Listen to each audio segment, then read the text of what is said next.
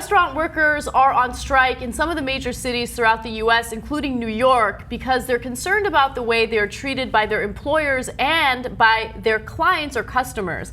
Now, the name of the protest is Not on the Menu, and these women, for the most part, are referring to the fact that they get sexually harassed while they're on the job, not just by their employers, but also by the people that they serve. Part of the reason why is because in the majority of states throughout the U.S., people get these so-called sub-minimum wages, okay? If they work in the restaurant industry, they could be earning as little as $2.13 an hour, which means that after taxes, they rely solely on tips. And so if you need to get a good tip, sometimes you're not gonna speak up if a customer is harassing you, okay? So one woman who is part of this protest was complaining about it, and she said, look, I'm tired of wearing these outfits that are sexy. I'm tired of trying to flaunt my sexuality in order to get these tips. I'm not on the menu. Now, one woman also from the ROC United, she's the co-founder and co-director, I should say, kind of stated it in a very eloquent way. She says, when you're a woman living off tips, you are forced to tolerate whatever a customer might do to you, how they touch you, treat you, or talk to you, because the customer is always right, because the customer pays your income, not your employer. See, I never really thought about it that way. And so that's a really interesting point. But it's not, so there's two elements here. It's the customers that you got to make sure that you ingratiate yourself to in every single instance. Yeah. And one of the other women said, look, sex sells. We know that, right? So you wear the cleavage stuff and then you're going to get paid more by your employers, which are the customers in this case, exactly. Right? And then there's the second half of the equation, which is the managers. Right. And the managers also push them to wear shorter skirts, more cleavage, etc. And it's not, when a waiter or waitress gets a tip, it's not just their tip, it goes to the busboys, it goes to a lot of other people, the bartender, etc., that work at the restaurant. That's why the manager also has an incentive, right? And so now when you get to some of the numbers that they state, really interesting. Yeah, so this study actually came out fairly recently. I remember reading about it, and the numbers are jarring. 4 out of 5 female restaurant workers have experienced some form of sexual harassment from their customers. That's a big, that's a giant number. 80% saying that they've been sexually harassed by customers. I would have never imagined it was that high. Yep. 2 in 3 experience sexual harassment from their management on a monthly basis. That's insane. That's even crazier.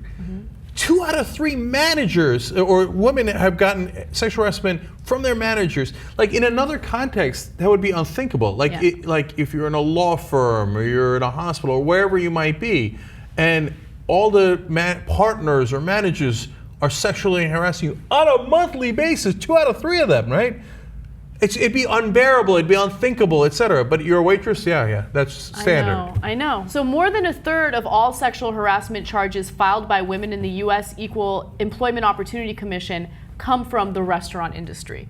So this is clearly a massive problem in this particular industry. Right, and I think it has to do with A, the way the women are encouraged to dress in order to get bigger tips, and B, the fact that a lot of times the customer is very much aware that he or she is the person who is paying this individual's income, right? So they have leverage. They have leverage, some might take advantage of it, and it's depressing to say the least. Now, some of you might wonder, like, I don't know, this is based on self-reporting. How credible is this study? Do we really believe it? Well, we have a really interesting case study here in California. Now, a law recently passed in California that forced the restaurant industry to pay all of its waiters and waitresses and bartenders, anyone in the service industry, a minimum of $9 an hour. Yep. You know what happened to reports of sexual assault? Harassment. Or, I'm sorry, sexual harassment. They went down by 50%. That is, look, that's jarring. I know. So, is it definitive, 100% definitive? No. But is it excellent evidence that it turns out it's the tipping that's causing the problem? Yes. It is very, very good evidence. And also, as a consumer, right, you should be annoyed that the burden is on you to pay for these people's jobs, right? Why should it be your burden? Shouldn't these employers pay a decent living wage to the people that are working for them? Look, you know, I hate tipping to begin with because it creates an element of stress in the interaction that doesn't need to be there. Like, so when I go to buy sneakers or whatever else I'm buying, I don't have to think like, okay, how much should I tip the guy based on how much he helped me or not helped me? But when I go to a restaurant, every time, oh, should I give him 15%, 18%, 20%? Is he going to hate me? Was he good enough? Was he not good enough? Was he too rude? So I got to knock it down? I mean, why? Why are you putting that on me? I just came to get a meal, right? Exactly. Yeah. But it turns out, no, for the waiters and waitresses, it's a million times worse. Apparently, specifically for the waitresses, in ways that I honestly never thought of before. I know, it's crazy, and I hope that something changes soon. Now, I'm glad that it changed in California. I don't know if it's going to change in other states. I'm glad that these protests are taking place, but of course the National Restaurant Association, their response to this is that the studies are just an attempt to disparage the restaurant industry. That's their comeback. You're just trying to disparage us. Yeah. Okay. Yeah, this news is disparaging. You're right. Yeah, I like the idea that women who are working hard for a living and doing this made up all of this. Yeah. Even though they're in the industry and it pays their bills, right? They made it up just to disparage the industry. Yeah, that's likely.